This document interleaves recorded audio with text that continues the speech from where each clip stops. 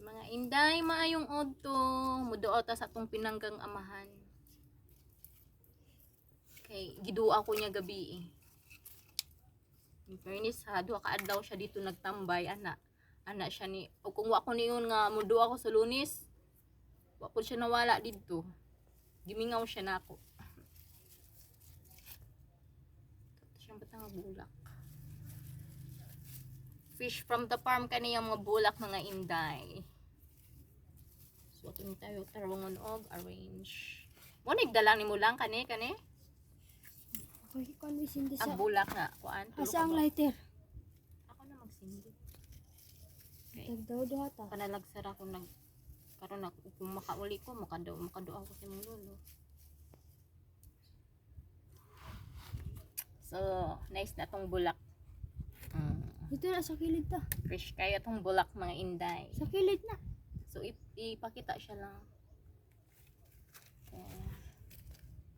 So, napapas na siya mga inday. Kinahanglan na pud siya mapinturahan mga inday. Pero wa pa man tay kwarta karon mga inday. So, agwanta sa tayha nga di makita imong ngalan.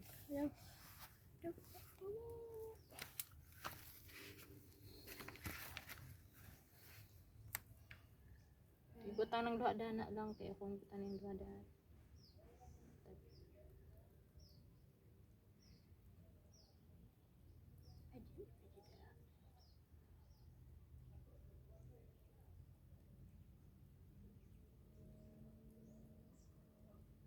Hangin lang.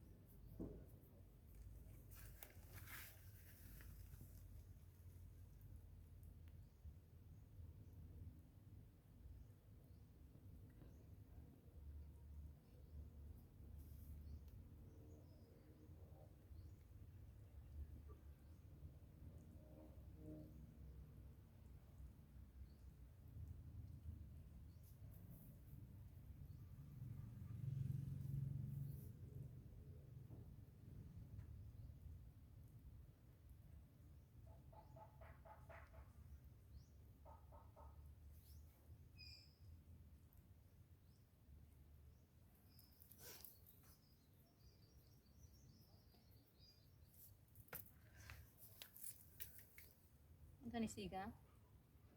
Bugay lagi man ragkot ako ano. Kana na nadubot ang paso ah.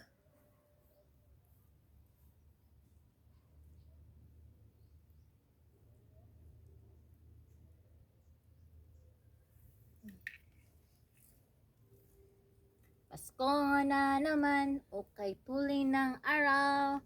Merry Christmas!